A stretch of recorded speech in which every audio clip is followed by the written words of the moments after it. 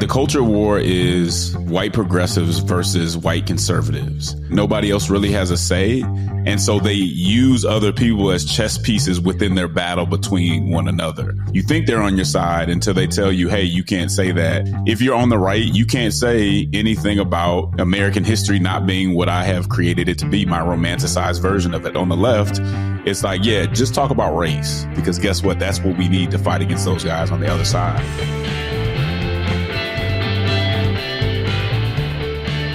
Hey friends, welcome back to another episode of Theology Drama. My guest today is Justin E. Giboney, who has a Juris Doctorate from Vanderbilt University. He is the co-founder and president of the AND Campaign, a Christian civic organization focused on raising civic literacy, promoting civic pluralism, and equipping Christians to engage politics with the love and truth of Jesus Christ, which I love everything about that.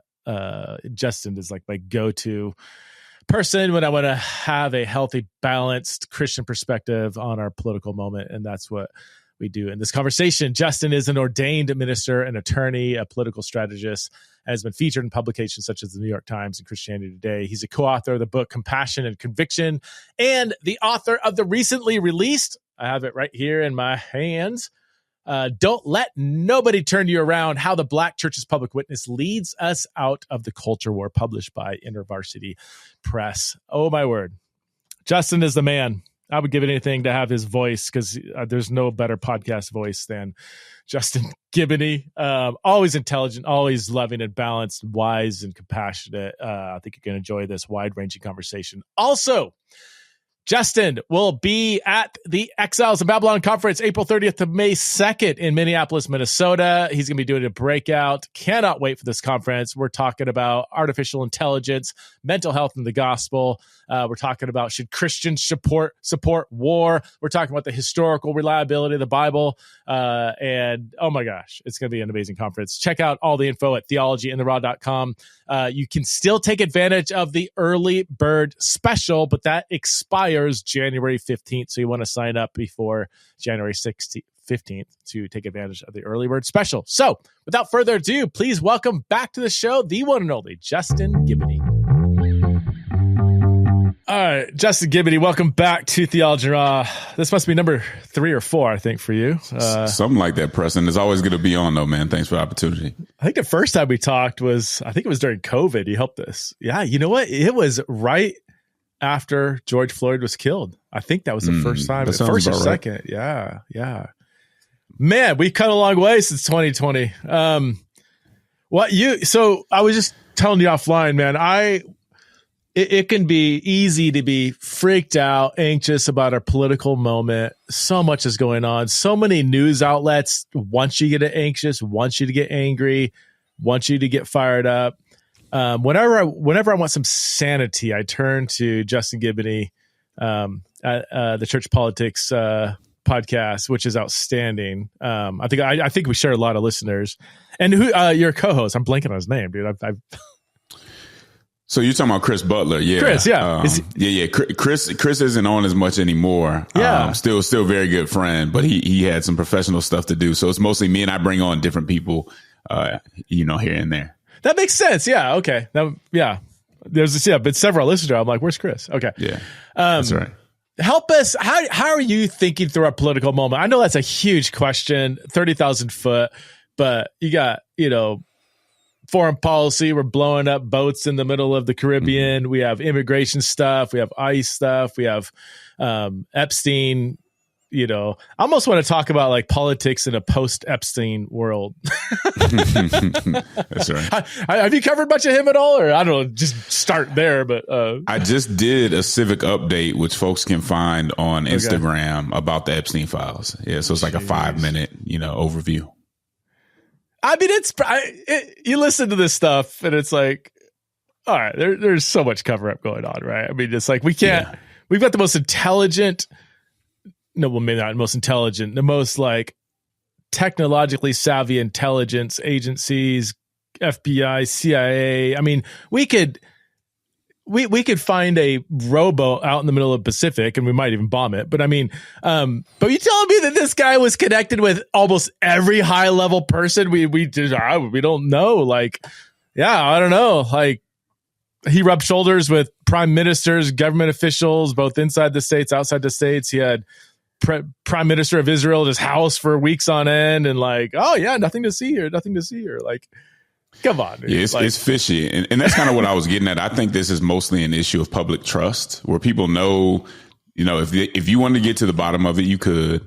Yeah. If you wanted to stop him from committing suicide, you could have. But somehow, when this very high profile case, where the footage has been altered, and it's just it's a public trust thing where people need to know, no matter how much money you have or who you'll be held accountable. And when that doesn't happen, I think people are right for pushing as hard as they can to get justice in this particular case. And then Trump and a lot of people, or his administration, they ran on, we're going to release the files. That was like a big, huge. One of the reasons why, especially like QAnon type people, were like all excited about it. And then a few months ago, he's like, Jeffrey Epstein?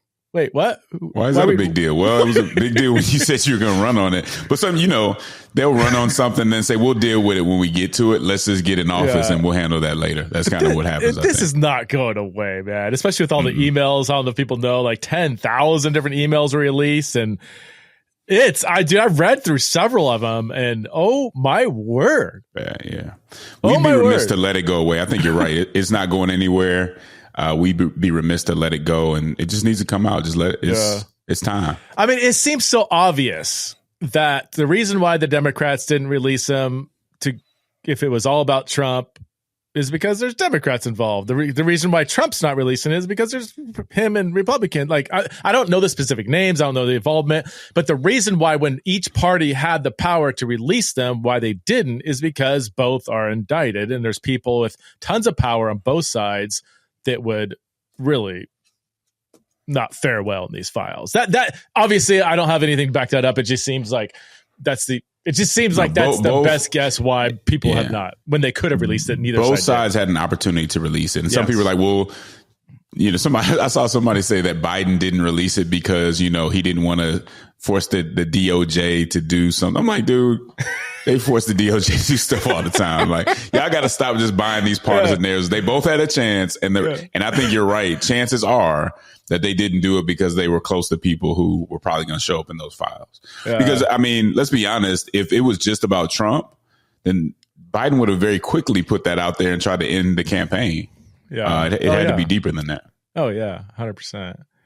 Oh, man. Okay. Well, I did not plan on waking up this morning talking about some world-renowned pedophile. But, okay, so along with Epstein, how should we navigate our political moment as a Christian with all of the different opportunities to be discouraged, anxious, mad, furious? Pastor us through this cultural moment, Justin. So the one thing is, we do have to be honest and realistic about how bad things are, right? We would be remiss to act like, oh, that's no big deal. We've had issues before. We'll get through it. Don't worry about it. No, there's several things to be concerned about, seriously concerned about. Specifically when it comes to our neighbors and how our neighbors are being treated. So whether we're talking about ICE, whether we're talking about constitutional crises or whatever, these things need to be taken seriously. Mm-hmm. Now, from there, what I tell people is, even within that and the rivalries that come with all the things that are happening and how we treat our opposition, we can't be arrested by the moment, right? Mm-hmm. There's a difference between saying, hey, this is bad. I need to focus in and make sure that I'm responding in the right way. It's another thing to be completely taken by the moment to where your actions are purely dictated by what's going on in that moment. And I talk a lot about moral imagination, but it's the ability to see beyond the moment. And I see a lot of Christians in the turn to Christian nationalism on the other side, and the turn to identitarianism, just being arrested by the moment. I want to get out of this because this will end. We know how all this stuff ends at when it's all said and done. I want people to be able to look at Christians and say, man, did you see how they reacted in the midst of all that was going? Did you see how they still treated their opposition even after what their opposition? I want people to look and say, that was different. And the way that we're responding right now, nobody's going to think it's very different at all. And so that's where I want to get, because we know, we don't know exactly what happens, but we know that God's in control. Do we act like that during the tough times. I don't think that we do in many instances. Why do Christians get so swept up into the polarization of everything? Is it, yeah. Well, I think for one, again, because the issues are real people are getting hurt. So it's, when you see something bad happening, you say, oh man, whether it's, somebody on the right, saying something they don't like, or on the left, you can get caught up in it. And then in addition to why we're getting so caught up in it in this way is I think our algorithms we're being discipled by our algorithms. 100%. And in our algorithms, one of the things I've been talking about a lot, Preston, is these conflict entrepreneurs who've made an industry out of division, and we follow them, and you will eventually hate your enemy. You will eventually hate your neighbor if that's the people that you're listening to. And a lot of us are listening to those folks. Yeah. Dude, it's crazy. The technology is insane. The algorithms. I literally talked about possibly doing a triathlon the other day. And now I'm getting every other ad is like triathlon you bike. said it to yourself and somehow it popped up. Yeah, I don't even know if I clicked on anything yet, man. I've done that before where I'll research some health product, whatever. Next thing you know, I'm getting all, just getting flooded. I don't know. Maybe I'm pretty sure I didn't click on it. Yeah. All I know is my phone knows me better than I know myself.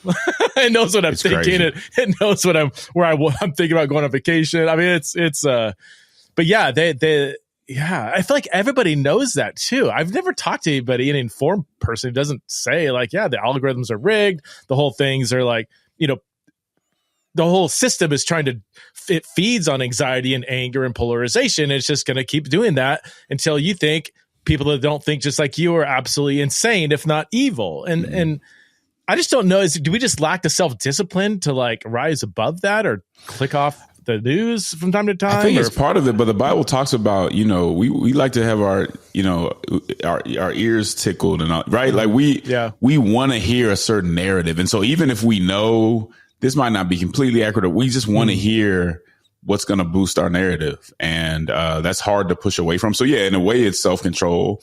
Again, I think one of the big things that we have to talk about is what does it mean to be impartial in this moment?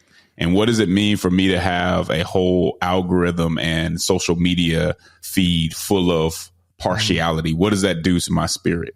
We get, it's worth investigating that. Yeah. Yeah. From time to time, I just go and click on a bunch of otter videos to just kind of scramble my feed a little bit. Then I get all these bad idea. Otters and big wave surfing. I love watching those. Yeah. So the subtitle of your recent book, well, the title is "Don't Let Nobody Turn You Around," which is a line from that spiritual by Jackson. What's her first name? Are you talking about Mahalia Jackson? Mahalia Jackson, yeah, right. That's where you got. So that's not her. That's I don't know that she sang that one, but it's one of the important ones in there. Yeah. Okay. Don't let nobody turn you around. The subtitle is provocative and intriguing. How the Black church's public witness leads us out of the culture war. Great cover, by the way. That's that. Okay, so let me. How can the Black church's public witness lead us out of this very situation that we've been talking about? So another way to put it would be, how would the civil rights generation react to this moment?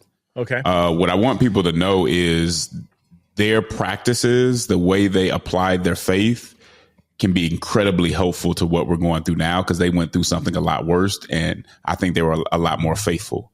I also want people to know, though, this isn't an exaltation of the Black church, though. This is taking one of the best examples of engaging politics from a faith perspective and challenging everybody, even the present day Black church. And so that's what I mean, because you maybe could get thrown off a little bit by the title. I think when you start reading it, you see it's not just about an exaltation. It's saying, hey, here's a standard: Black Christian, white Christian, Asian Christian, whoever. Are we meeting this standard? And that's what I want to get at. How, in how they looked at their neighbor and how they looked at themselves, and how they connected their faith to social engagement. Are we meeting that standard? And if not, why not? And what's the consequences of that? Yeah, you mentioned clearly, I was just looking it up on page 27 and 28, that black church had its own problems. You had moral failures. You had people that didn't, live up to what they're calling other people to. Just like any movement's going to have it's less than perfect people. So I do appreciate that you weren't trying to, glorify, whitewash, that's an interesting phrase, whitewash the black church. But just give an honest evaluation. But they from what I'm reading, I love how you retell the history and show how they lived in a space of this kind of in-betweenness. I don't think you use that phrase. So, but resonated with some of the social concerns that might be more typically on the left, but held to a moral fabric that was maybe typically, promoted by some portions of the right. So they didn't really fit within this nice and easy political box. It seems like today though, well, is that true today? Because when I think of I don't know. I guess it's kind of both end. I do hear leading black Christians kind of protest more the abuses on the left, and so there is that in-betweenness. But when you think of the black church as a whole, you would think, well, most of them are going to vote, Democrat. But that is there a misperception that they are Democrat, or is it just because of some of the social concerns that might lead in that way? Or? Yeah, one of the things I want to do with this book was dispel some misconceptions. So when it comes to the civil rights movement, we know that conservatives and progressives kind of try to co-opt it. So conservatives try to co-opt it for some colorblind, version of society that they want to promote. Progressives have for years, I think, laundered a lot of their social issues through a civil rights movement lens to some extent, but without any kind of respect for faith. And so what I wanted people to understand is that the civil rights movement and that whole tradition did not fit into this culture war, conservative versus progressive binary. In fact, if you read the book, you'll find, if you were reading through their, periodicals and all these things from the black denominations, they were looking at the split in the 20s and even beyond between white progressives and white conservatives. They were watching it. So this was not something that they were oblivious to. They were watching what was going on in that split, where the culture war starts and you start seeing conservatives and progressives kind of split in the church. They see it and they say, we don't want to go with either of them. They basically say that if we go to the right, we lose our bodies because there's no justice there. If we go to the left, we lose our souls because they're not following the authority of Scripture. They looked at it and said no. Now, as time has gone on, I think especially for parts of the black leadership class has very much kind of leaned further left, at least in its representation, than you would see your average African-American Christian do. But I think it's a call for all of us to say, do I need to fall in one of those two categories, or do I need to take the right position on every given issue, which are two very different things? Could it be, I'm just thinking out loud, 50, 60, 70 years ago, almost every black person in America grew up in a church context. Would that be fair? Or, at least as a kid, or, the overwhelming majority, right? Not everybody. there's, we've always, had a Muslim community and things like, but far greater number than you see today, for sure. That's what I was getting at. So I wonder if now it wouldn't be uncommon for a black political leader, influencer to, not really have not even be a committed Christian, but not even have that kind of Christian background. Maybe their grandmother brought them to church or something like that, but it wouldn't be as pervasive now, whereas the political concerns are maybe much more front and center. I think you see some of that. Yeah. If you're anything like me, then you know what it's like to frantically search last-minute gift ideas online, hoping that everything will arrive in time for Christmas. This is super stressful. Every year I tell myself I'm going to start earlier and find gifts that are more personal, which is why I'm so glad that I found Aura Frames. These digital frames are incredible, and they make amazing gifts for moms, dads, grandparents, especially if you don't get to see each other as often as you like. You can send unlimited photos and videos to the frame using the simple Aura app, and you can even preload it with pictures so that it ships with the pictures on it in time for Christmas Day. For a limited time, you can save on the perfect gift by visiting auraframes.com to get $35 off Aura's best-selling Carver mat frames, named number 1 by Wirecutter. Take advantage of this offer by using promo code TITR at checkout. Okay, that's Aura, A-U-R-A, frames.com, promo code TITR. This deal is exclusive to listeners, and frames sell out fast, so order yours now to get it in time for the holidays. And support the show by mentioning us at the checkout. Terms and conditions apply. I want to thank Aura Frames for sponsoring the show. So I love coffee, and I also love productivity. I love to get things done. But like many of you, I sometimes find it hard to focus. This is why I'm so stoked about Everyday Dose. Everyday Dose combines delicious coffee with powerful ingredients like lion's mane, chaga, collagen protein, and nootropics to fuel your brain, boost focus, and give you clean, sustained energy all day long. Now, I've got some coffee snobs in my family, okay? So I wanted to see what they thought of Everyday Dose. So I had them try it, and they absolutely love the taste. It tastes just like coffee, but without the downside. No crash, no jitters, just clean, sustained energy. So if you struggle to focus, productivity, or efficiency, or maybe you have ADHD and are looking for tools to help you, then check out Everyday Dose. Right now, you can get 61% off your first Coffee Plus starter kit, free peppermint mocha creamer, perfect for the holidays, and over $100 in free gifts. Plus, you can enter for a chance to win $100 cash or get your entire order refunded. Just visit everydaydose.com/TITR or use code TITR at checkout. I'm only in chapter 3. This is where you're getting into, how kind of some of the progressive left has kind of co-opted the original heart of the civil rights movement.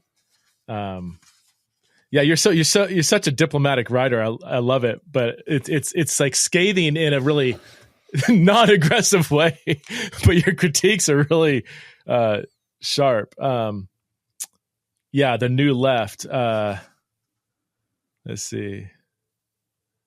Yeah, as Charles Marsh explained, the new left is never quite able to hide the, quote, modernist conceit that what Black people do and say in church cannot possibly be taken seriously. The actions and speech of Black Christians must be recast in terms amenable to enlightened secular interest. That's pretty. Yeah. Can you unpack that a bit? Yeah, well, I think when you look at the civil rights movement, while this was a Christian-led movement, a Black church-led movement, it was also it also brought others in and teamed up with the political left and the ideological left to some extent. But that partnership has always kind of been a little shaky, right? Because you had these agnostic, atheist, leftists coming into these spaces and appreciating some of the things that they were doing, but not necessarily respecting their faith. And so there's always been kind of a tension between the left and the Black church in that, do we need to take this faith seriously, or can we just do all this other stuff and ignore it? Can y'all just leave the faith stuff out of it? Traditionally, we've said no, but it's always been a tension there between those two. Like in the civil rights movement, did Black leaders feel like almost used by the white liberal elites? It's not different than what goes on today with some, people of color who are coming out of evangelical spaces, where in that space, progressives had a lot of the resources. And so you do see quotes from a lot of Black leaders saying, hey, why are these people on the left choosing our leaders? Why are they having so much say in what we do? I don't feel comfortable with that. And so I get into the book how some leaders really did question the amount of influence the left was starting to have on some of the things that they were doing. And again, I don't think it's all that different than a lot of folks who are kind of pushing away from the evangelical side of it to say, I am feeling a little bit used. This is wrong. But that's not the first time that's gone on. You think about, whenever people talk about this, I just immediately think of Lecrae and his tweet on 4th of July years ago, and how he grew up and was really kind of the poster child for young reformed Black evangelicals. But then he started to ask questions about race and discuss race, and he kind of had a falling out from a lot of leaders. And then I've talked to several people who had similar trajectories. And that's the nature of the culture war, right? The culture war is kind of white progressives versus white conservatives. Nobody else really is a principle in it. Nobody else really has a say. And so they use other people as chess pieces within their battle between one another. And that's kind of where you end up. So you think they're on your side until they tell you, hey, you can't say that. And I talk about it if you're on the right, you can't say anything about American history not being what I have created it to be, my romanticized version of it. I don't want to hear anything about that. Now you're being divisive if you even talk about historical facts. That's what we get on the left. That's what you get on the right. On the left, it's like, yeah, just talk about race and we're good. We don't need you talking about all your more conservative social values and how you feel about, sexual ethics and how you feel about transgender stuff or abortion. Just talk about race, because guess what? That's what we need to fight against those guys on the other side. Yeah. And I think Black people who have kind of gotten caught up on one side or the other have experienced that pushback when you're not going along with the narrative. So you're saying what has happened to the broader culture war is similar to what has happened with Black people in the evangelical church? It's all part of the same thing. I think what's happened to them in the evangelical church to some extent is connected to the culture war. Interesting. Where do you put yourself in all that?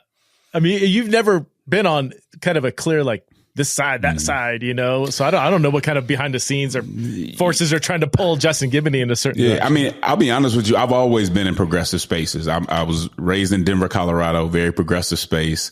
Go to Vanderbilt University is very secular.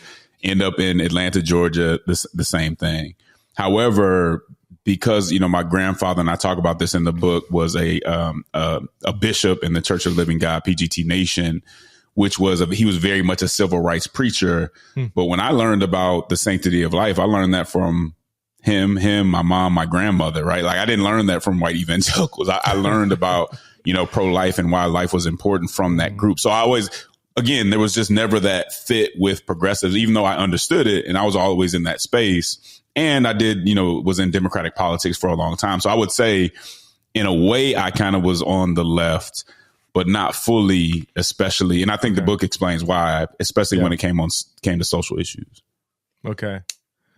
Do you feel people trying to pull you into one camp or another? Or did people not touch Justin? Of course. And I think that's natural, because for many of us, that's the only way we know how to explain politics.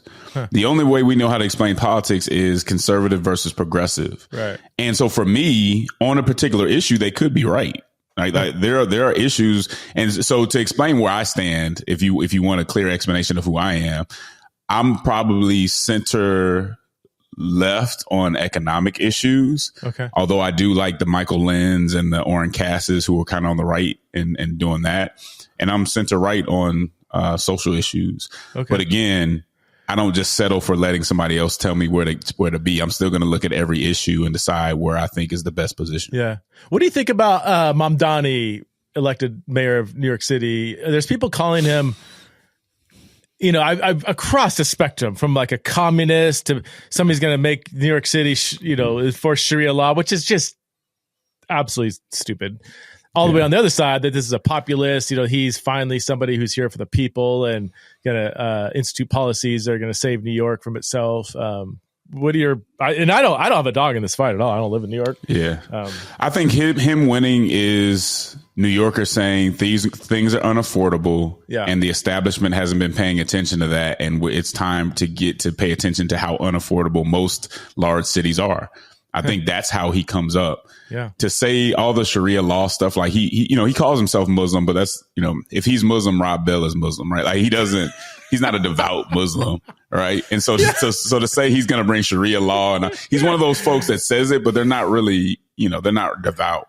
from what I can tell. He's hanging out in gay bars talking to people. And he doesn't uphold any of the, those convictions. So that's one part of it. And then to the same point, if you hear him talk about some of the leftward social issues, he sounds completely absurd. So we'll see what he can do. I mean, I hope he can make New York more affordable. Yeah. I'm not convinced all his ideas are going to work, but something needs to change. And I think the people sent a message, if nothing else, that it needed to change. He's a democratic socialist, like Bernie, right? Like AOC. That's right.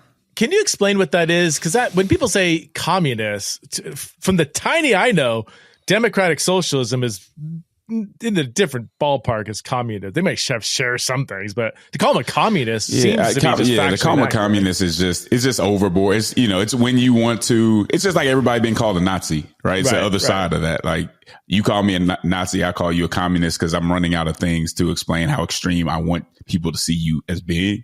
Right. But a socialist is more government control, right? It is government stepping in on economic issues, not even close to as far as you would go with communism. Now, the specific definition of what a democratic socialist is always kind of tricky.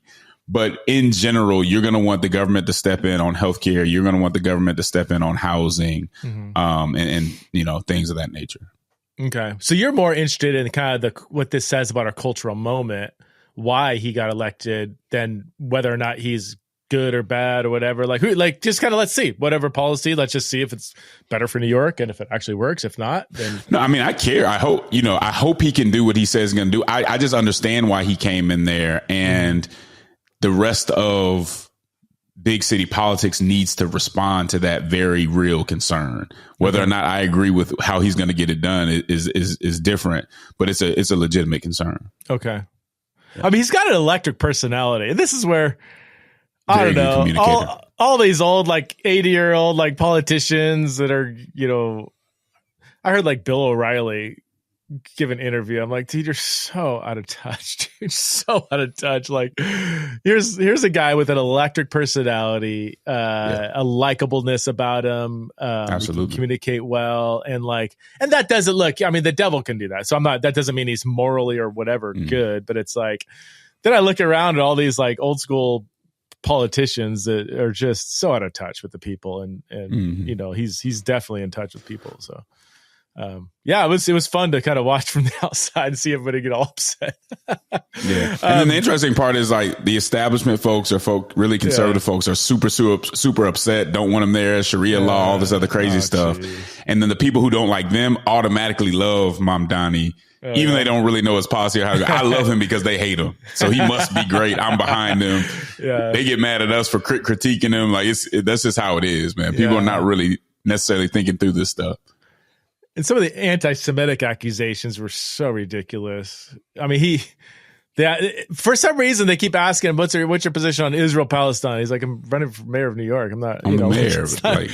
Why they keep trying to drag him into it? And then when he says what do you think about, Israel as a Jewish nation? He's like, I think any nation should have equal rights to all of its citizens, Arab and Jewish. 80%, 20% of people in Israel are, Arab, and let alone the West Bank and Gaza, whatever. But I think everybody should have equal rights.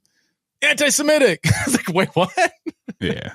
And there was, they were trying too hard. And I think you come to the place where people just aren't responding to that the same way anymore.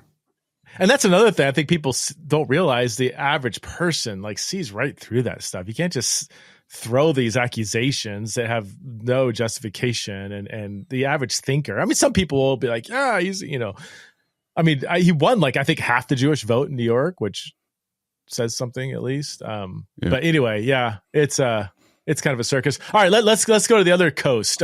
What do you think about Gavin Newsom? Is he going to run for president in 2028? I think he is, right? And does he have a shot at things, or what are your thoughts? Oh, he's definitely going to run. I mean, I would hope he's going to run. It seems like he's running harder now than he's actually governing his state. But I mean, he is. I mean, he's a good retail politician. I think he knows how to talk to people. He's willing to do anything or say anything that he needs to do. I'm not a huge fan of him because I just don't think what he's done in his state has been that great. And he seems kind of like an opportunist.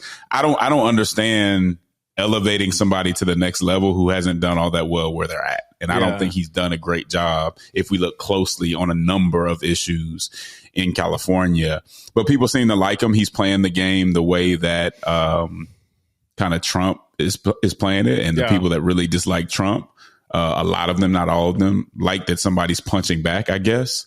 And so, I think he'll run. Whether or not he can stay in the lead, over, a year, is going to be difficult. No more than a year, over several years, a few years is going to be difficult. But hey, he's going to give it the shot. And I think he's the front runner for whatever that means at the moment. So you think right now he would be the front runner?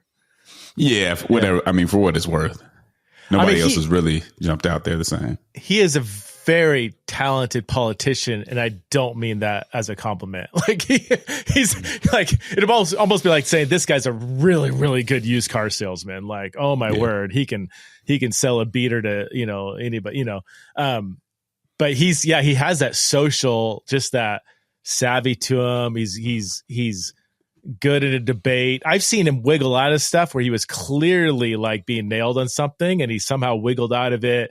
No one knew, it's like he seemed to give a good answer, even though it was a non-answer. Like, I think the stuff during COVID just seemed to crush him, but it didn't stick for some reason. I mean, him whining and dining. And there's more where that came from. I mean, they're going to light him up when the time comes. We'll see how he handles it. Okay, I'm turning 50 years old next year. I can't believe it. And I'm already feeling the effects of aging. I mean, our bodies simply make less energy as we get older. But now you can help recharge the batteries of your cells by taking MitoPure's longevity gummies, which transform cellular damage into energy by delivering 6 times more urolithium A than a glass of pomegranate juice. MitoPure is the only urolithium A supplement on the market clinically proven to target the effects of age-related cellular decline. And now you can take this powerful supplement in gummy form. That's right, the first ever longevity gummies powered by MitoPure make it easier to put energy into your day.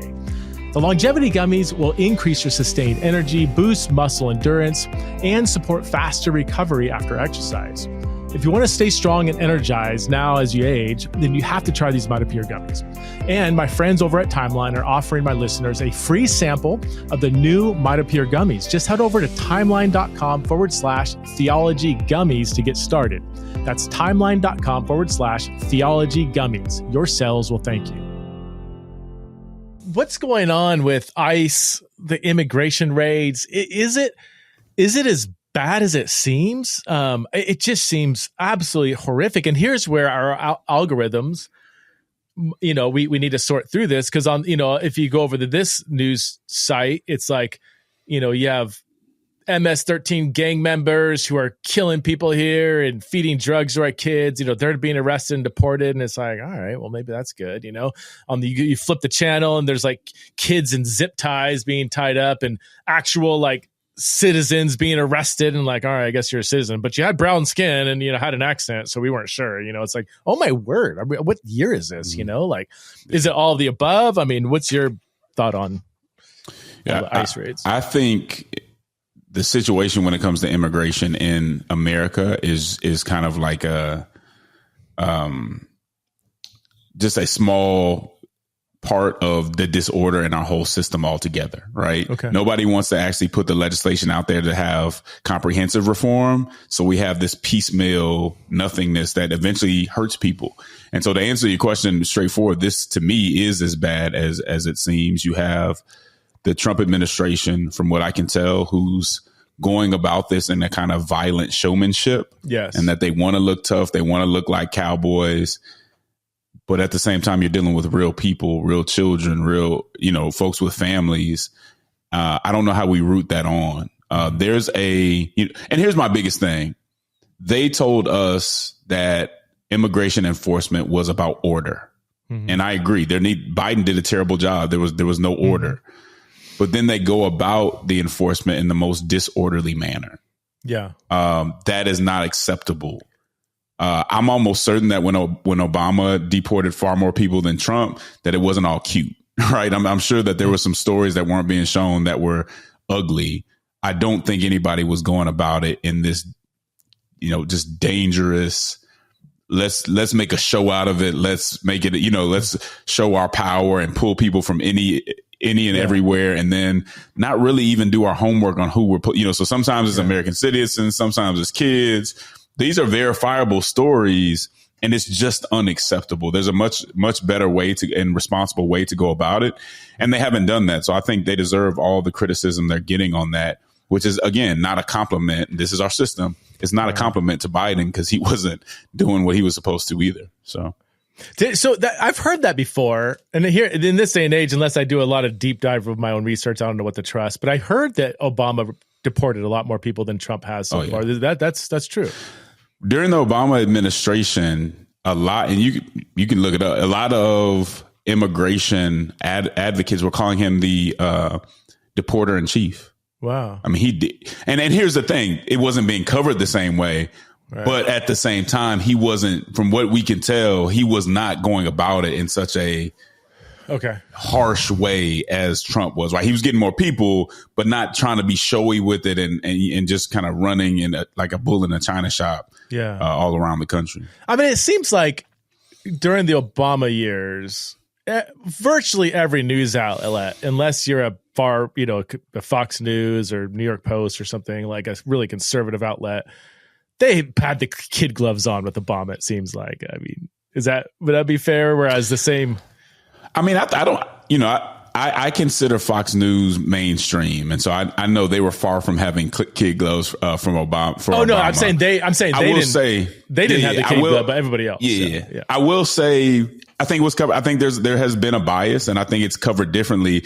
But to me, that doesn't give Trump an out because the way that they almost want everybody to see the way they're doing it, and is extremely harsh and inhumane.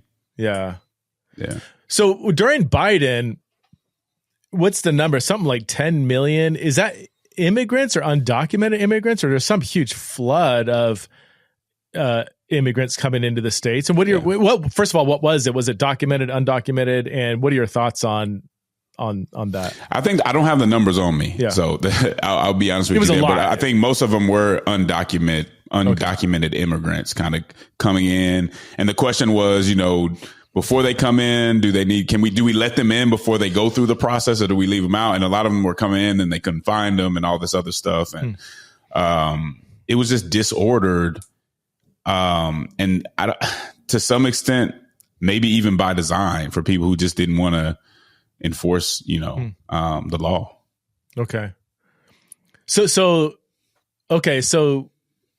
the Trump administration's aggressive immigration crackdown right now is not in a vacuum. It's sort of responding to I'm just trying to analyze it as objectively as I can. It's responding to a mess that was partially created by the Biden administration, but the manner in which they're going about it 100% is wrong, let alone, I don't know, like, what are your thoughts on somebody's came in as a dreamer? They've been here for 2 decades.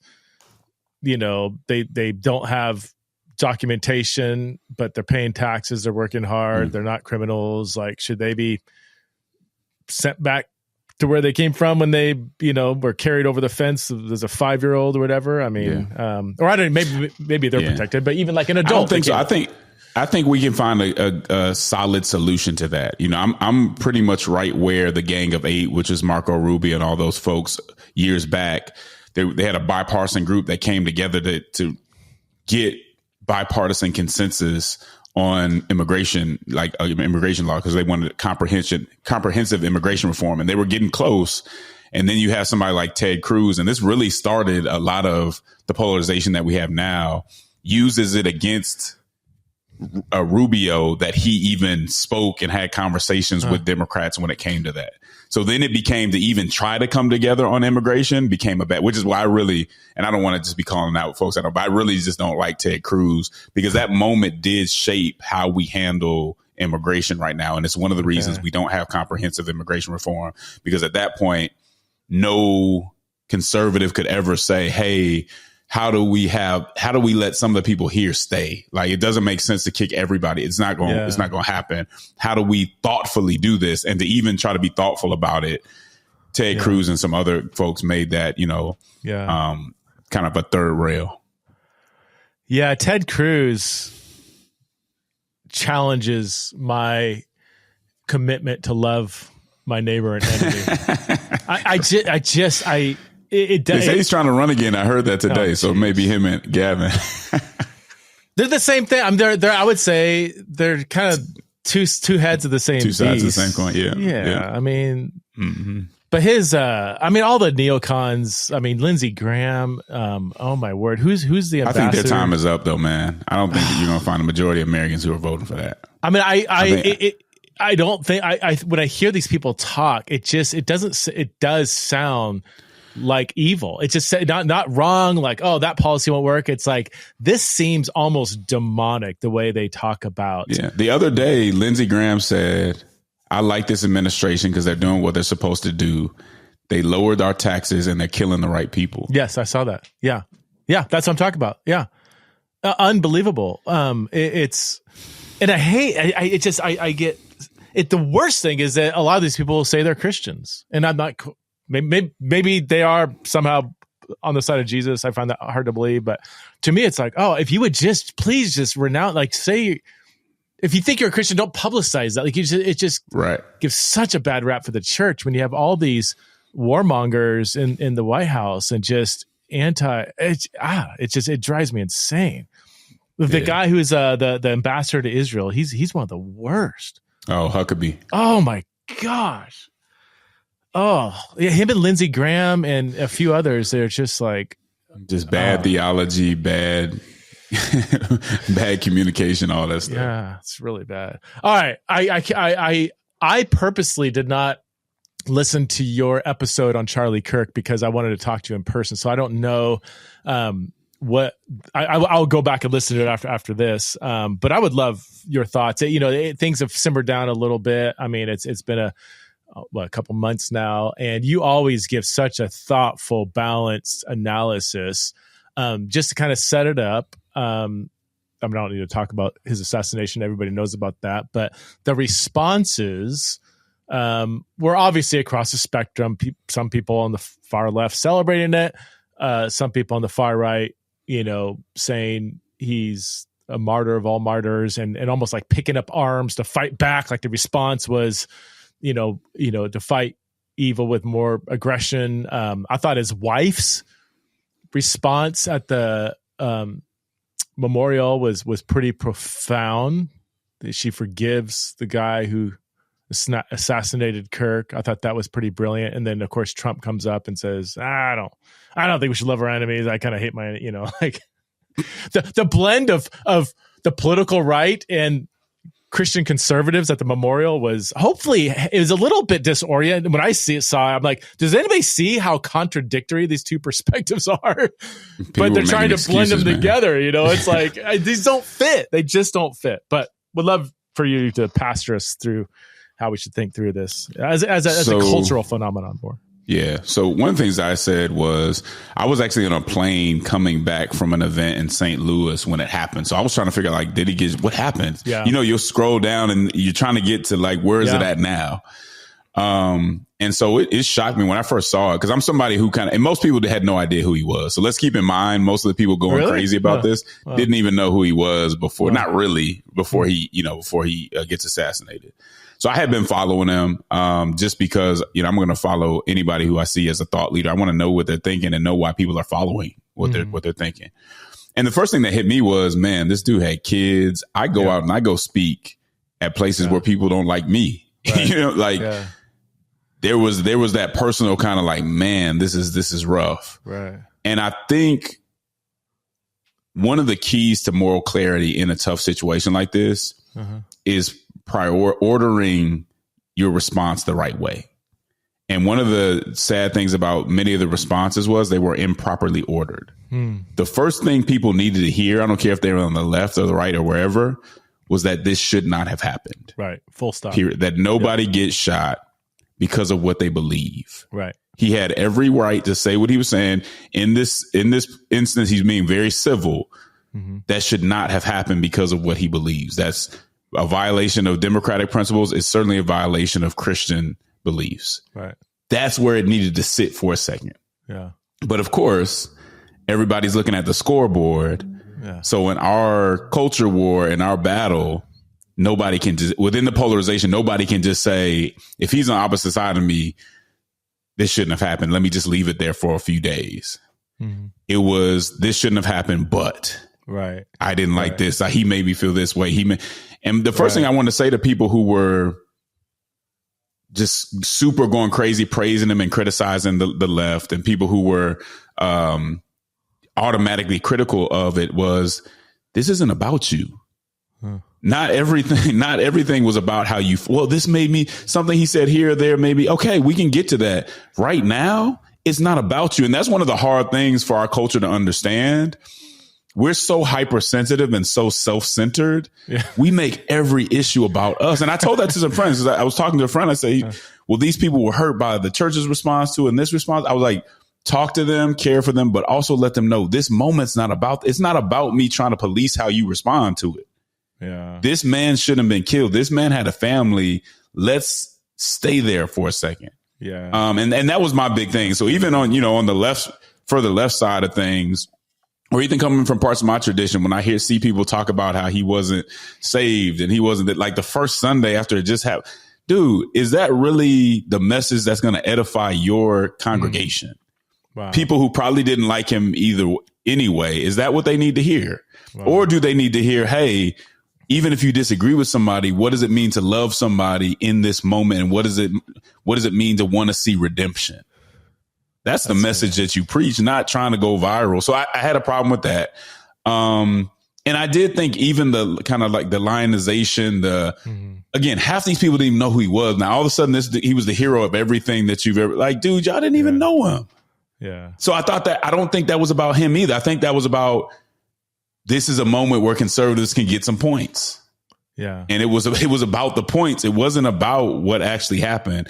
And so that was my general criticism. I wanted my audience to know this should not have happened. I had issues with him. This is not my moment to go deep into what the issues I had with him were.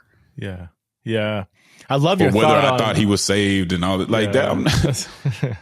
You see what I'm saying? So that was my response. People could not take themselves or their narrative out of a tragedy. And that's part of one of the biggest problems we have right now. Going back to your algorithms and people not knowing who he was, like, I really wonder how many people have listened to a single long form, unedited talk from Charlie Kirk.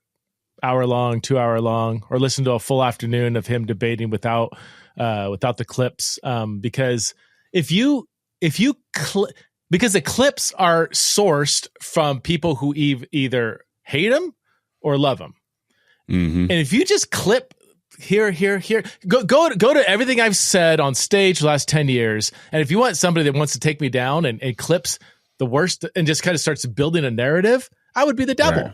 I would be saying all kinds of sloppy, and vice versa. I would be Jesus if people clipped all the amazing things I said. And, so like, just don't build a perception based on clips. I've seen some pretty horrible clips. Things he said where I'm like, ooh, mocking dead Gazans and stuff. And like, that was really, I was like, wow. And other times when he was like engaging somebody and seemed to be pretty like demeaning. And then I've seen a lot of other ones where it's like he is dealing with what seems like in good faith. He's being yelled and screamed at, and he's like being kind back. Like, you put yourself in a context where somebody is just yelling at you obscene, like XXX rated slurs at you, and you're just, holding your cool. But there's almost like, so it's like, who is even Charlie Kirk apart from the guy who none of us really actually knew personally? I I listened to several commentators who did know him personally people I trust. I don't always agree with, but they give a fair assessment. They all unanimously said that behind the scenes, he was incredibly, incredibly kind. Even when people were like, "Hey, man, that person was yelling at you," he's like, "You know what? We need to pray for him," and like, would never like speak ill of people. Even though he was a aggressive debater, not my style at all. Not my, I don't like that style. But whatever. I mean, people who are good at debating typically debate in a way where, I don't like that style in general. It's not just Charlie Kirk, it's most debaters. But anyway, yeah, Would you say he's a Christian martyr or a political martyr, or does it matter? Maybe. I don't know that I've gone so far as to say that. Here's the trickiness of the algorithm. Some people saw all the good stuff. Some people saw all the bad stuff. Right. So their opinions are going to be different. And that's why for Christians, we need to step back and say, is there more to it? But we're so trapped in those algorithms. We don't really step back. Here was let me start by saying this. Some of the things he was doing, I could appreciate. Yeah. Because what I do know about academia is that it was completely captured by secular progressivism. Yeah. And so for kids on these for people, they're not kids, for people on these campuses who believe in the Christian sexual ethic but there's no space for any of that. And I experienced that myself. So I'm not just talking, I'm talking from experience. There's no space for coming at hookup culture the way that he did. So for him to go into these spaces and talk about marriage and talk about the sanctity of life and go against hookup culture and all that, I can appreciate that because a lot of people were not doing that. And if I'm one of those people if I'm one of the students at one of those universities and I'm more conservative on those issues, and then I see him doing that, that's probably going to play different. I'm going to be like, man, this dude does seem like a hero to me because he's speaking on something that my professor won't even honestly debate me on. Right. And he's forcing them to do it. Yeah. I think I can appreciate that. There's something to that. Right. Here's the other side of it. One of the issues that I took with him is I understand that we're in an era where if you're not provocative, you only go so far. So probably one of the biggest issues and campaign has, maybe we're not bigger because I can't be provocative just for the sake of being provocative. That's good. I don't think he drew that line. Right. I think that he was provocative on issues that you just can't do that on. So for instance, the way he talks about black women, saying Michelle Obama and other black women didn't have the brain capacity. Given the historical, first of all, that's false.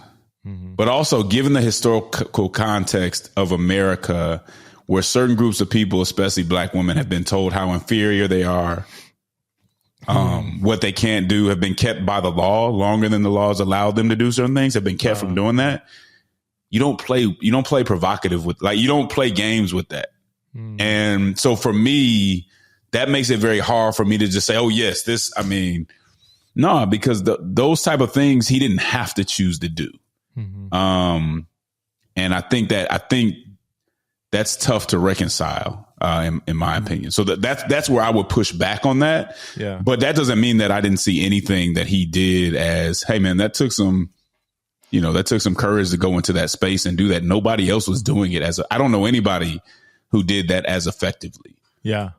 Would you say he was said things that were outright racist, or was it just insensitive, or how would you describe specifically with the black community? Because I've heard different perspectives. On the one hand, he had huge black supporters and black groups from that Turning Point USA and stuff. And I think he even said he had the largest black led student group of any organization, or don't quote me on that. It was something I wasn't aware of it, but on the other hand, you hear him say things and it's or that comment about the black pilot, if he was going on an airplane and he saw a black pilot, he'd be like, oh, I hope he's. Well, keep this in mind. Not every black person, their number one issue is our racial issues. Right.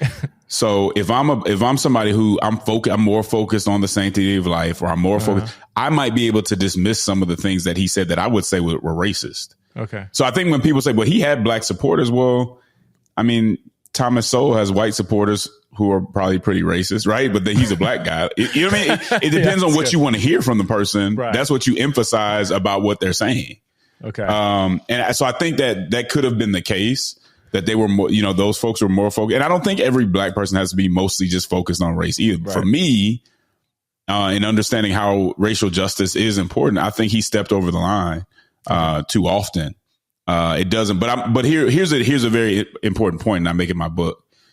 That does not mean just because somebody is wrong on my biggest issue doesn't mean they didn't have anything else to contribute. Right. So and that I think that is the difference. I can say, nah, he was wrong on that.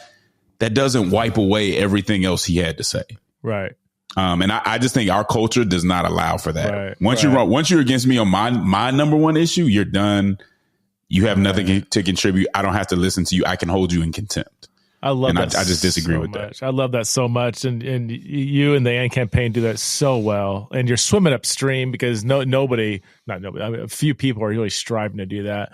Yeah. For me, it was, you know, I don't know. I'm a pretty resilient person. So like when he said stuff that was kind of like obnoxious or just like a little bold or whatever, I'm like, you know what? Yeah, I wouldn't say it that way, but you know, whatever. You know, I just right before you came on, Justin, I interviewed a guy from Voice of the Martyrs talking about, you know, Chinese Christians being just beat nearly to death every day in prison and rejoicing and preaching the gospel to their guard that just beat the crap out of them and coming out so thankful that they have an opportunity to share Jesus. You know, it's like when you open your eyes a little bit, it's like not to minimize what's going on here, but when you do have a more global perspective, it's like, but he said mean things during his debates. I'm like, he did, and I wouldn't do that. I don't celebrate that, but it's like, I don't know. Like, can we get over? My stance is similar to that, though. Yeah, my stance is similar to that. I think nothing he said made me cry myself to sleep. Right. It's not because it wasn't bad. It's just because I don't let people who I think are saying something ignorant have that impact on me. But that's not what we do. Like, we replace resilience with this hypersensitivity that I'm looking for to be offended. And once I find what I've been looking for, I'm just, my whole world is in it. I'm going to be talking about this for the next 10 years. Again, you didn't even know the guy. It didn't affect you when he said it because you didn't even know he said it. For me, it's I do think his blending of politics and conservative Christianity, this is my perspective, and this is, again, I'm going to compartmentalize this. Again, everything you said, there's so many things I would celebrate with them and resonate with and be encouraged by, and other things I'm like, I wouldn't do it that way, but whatever. I think the blending of right-wing kind of conservative republicanism with the Christian faith, which I don't think that's disputed, that he clearly seemed to do that. Yeah. I think that's incredibly toxic. Like, if I can isolate that part of his kind of like theology, I'm like, many good, and I could celebrate all the good things he did. I think this is a pretty toxic thing that and that perspective was almost galvanized in the wake of his assassination. And we see how even in the memorial event, you see how that can be manipulated, right? Man. Because you make it seem like conservative theology and conservative ideology are the same thing. The people who only have the conservative ideology are going to use that theology to try to pull people in. And that's exactly what I saw happen. Yeah. Well, Justin, I always love talking to you about politics. Again, the book, Don't Let Nobody Turn You Around, How the Black Church's Public Witness Leads Us Out of the Culture War. As I was telling you offline, it's not only a well-researched book, the content's great, but your writing, I love the way you write. It's just a very sharply written book. So thank you for your work, Justin. Always appreciate you. Keep up the great ministry you have, man. Thanks for having me, brother. You keep it up as well, man. You, the way you're breaking down things, I know you get some criticism, just like I do, but the way you're breaking it down, man, keep doing it. Not everybody's going to hear it, but the ones that do greatly appreciate it. So I appreciate you. Awesome. Appreciate you, man. Take care.